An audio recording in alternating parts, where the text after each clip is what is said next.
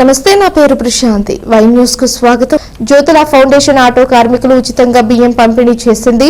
శ్రీ శక్తి bus పథకం వల్ల auto కార్మికులకు ఉపాధి కరువైన నేపథ్యంలో జ్యోతుల ఫౌండేషన్ ఉదారతను చాటుకుంది. జగ్గంపేట నియోజకవర్గ అభివృద్ధి కమిటీ చైర్మన్ జ్యోతుల నవీన్ కుమార్ అధ్యక్షతన జ్యోతుల ఫౌండేషన్ ఏర్పాటు చేసిన కార్యక్రమానికి ముఖ్య అతిథిగా విచ్చేసిన ఎమ్మెల్యే జ్యోతుల నెహ్రూ ఒక్కొక్క ఆటో కార్మికుడికి 25 కిలోల చొప్పున బియ్యం అందజేశారు. నియోజకవర్గంలో 1740 మంది కార్మికులకు చేయూత అందజేశారు. ఈ సందర్భంగా జ్యోతుల మాట్లాడుతూ ఆటో కార్మికుల సమస్యలను పరిష్కరించేందుకు ముఖ్యమంత్రి సుముఖంగా ఉన్నారన్నారు. ఈ కార్యక్రమంలో జ్యోతుల అనీష్ నెహ్రూ, ఎస్వీఎస్ అప్పలరాజు, అడపా భరత్, కొత్త కొండబాబు, జీను మణిబాబు, మారిశెట్టి భద్రం తదితరులు పాల్గొన్నారు.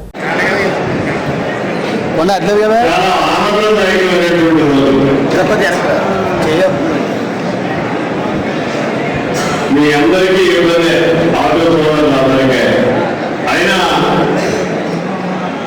ముందుగా వేదికను అలంకరించినటువంటి పెద్దలందరికీ, వేదిక ముందున్నటువంటి ఆటో కార్మిక సోదరులకి, నన్ను ఎప్పుడూ అభిమానించేటటువంటి నా మిత్రులకి, పత్రికా సోదరులకి ప్రత్యేకమైనటువంటి ధన్యవాదాలు తెలియజేసుకుంటున్నాను.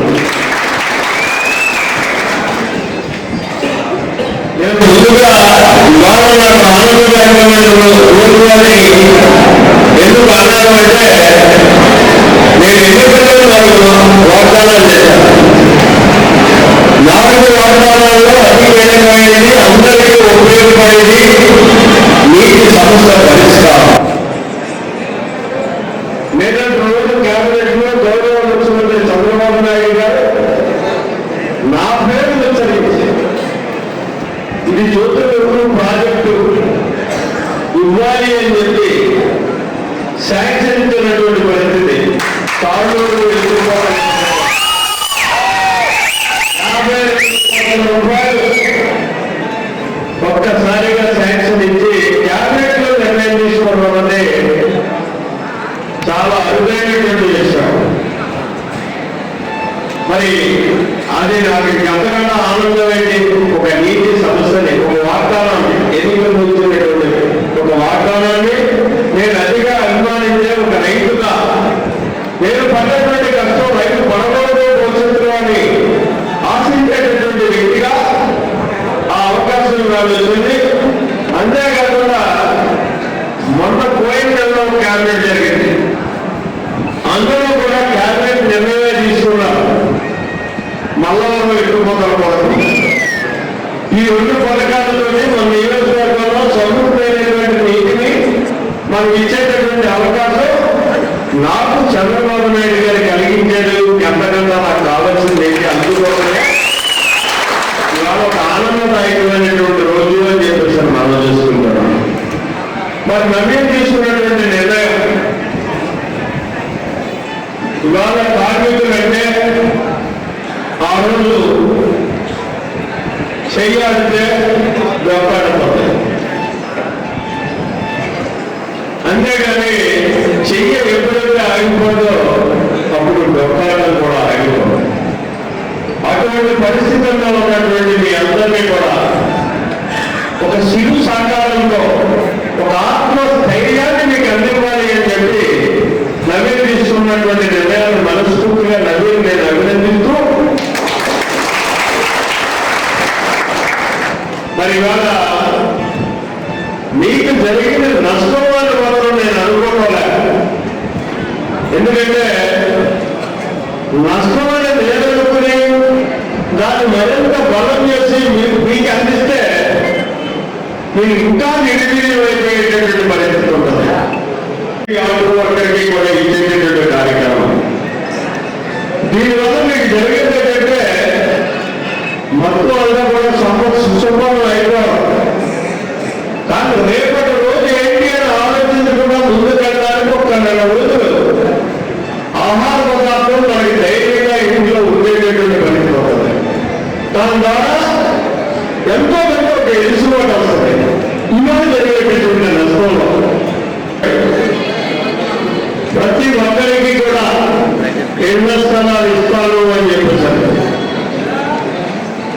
ఇది ఒక చారిత్రాత్మకమైన నిర్ణయంగా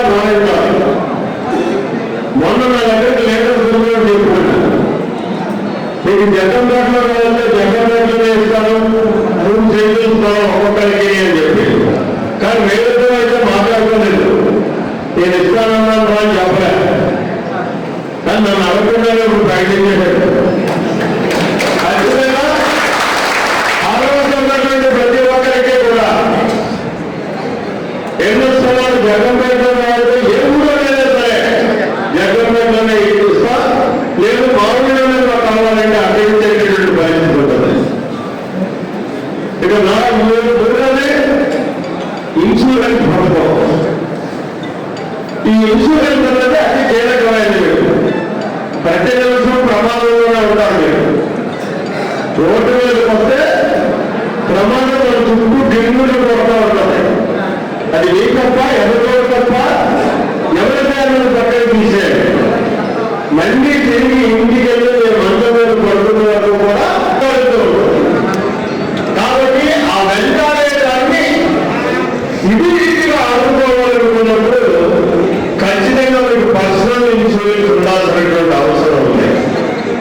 ఇవాళ వచ్చినటువంటి ఆరోగ్య ఆదాయంలో మీకు ప్రీమియం కట్టేటటువంటి పరిస్థితి ఉండదు. ఇది కమిషన్ ప్రీమియం కానీ కట్టగలిగితే ఇక్కడ అందరికీ కూడా పేరు పేరున హృదయపూర్వక నమస్కారాలు తెలియజేసుకుంటూ ఈరోజు ఇంత క్షమించమని కూడా అడుగుతున్నాను.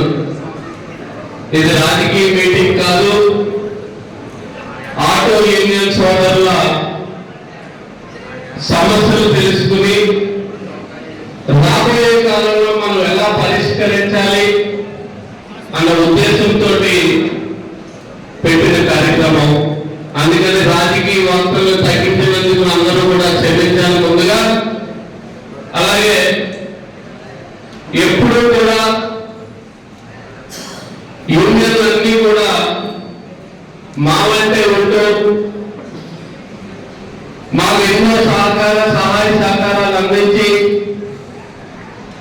చాలా ఆప్యాయతతో అభిమానంతో ఉన్న మీ అందరికీ కూడా శిరస్సు పాదాలుగా తెలియజేస్తున్నాను. ముఖ్యంగా ఈరోజు నేను ఈ కార్యక్రమాన్ని తీసుకోవడానికి గల కారణం, ఒకరోజు ఇంటి దగ్గర నుంచి నేను బయలుదేరి జగ్గంపేట వస్తుంటే ఎప్పుడు పెట్టుకుంటారు గుడి దగ్గర మీటింగ్, చాలా ఆటోలు ఉన్నాయి. నేను ఇంటికి వెళ్ళి మళ్ళీ ఒకసారి వాళ్ళ దగ్గరికి వెళ్దాం, ఏంటి వాళ్ళు ఏం మాట్లాడుకుంటారో తెలుసుకుందామని తపంతో వాళ్ళ దగ్గరికి వెళ్ళడం జరిగింది. వెళ్తే అప్పటికి అందరూ సరదాగా చాలా సంతోషంగా సరదాగా అందరూ కూడా మాట్లాడుకుంటున్నారు. అసలు మీరు ఏం మాట్లాడుకుంటారు, ఏంటి సమస్యల గురించి మాట్లాడుకుంటారా, సరదాగా మాట్లాడుకుంటారా అంటే కొన్ని సమస్యల్ని అలా చెప్పడం జరిగింది. నాకు బ్రేక్ విషయంలో చాలా ఇబ్బంది పడుతున్నాం, కొత్త రూల్స్ పెట్టేసి ఇబ్బంది పెడుతున్నాం నన్ను, మమ్మల్ని అందరినీ కూడా చెప్పిన వెంటనే నేను వెంటనే సంబంధిత అధికారులకు ఫోన్ చేసి ఏంటి అని అడగడం జరిగింది. ఏమన్నా వీలైతే మా జగ్గంపేట సెంటర్కి రాగలరా అంటే రావడం అయితే కుదరదు సార్,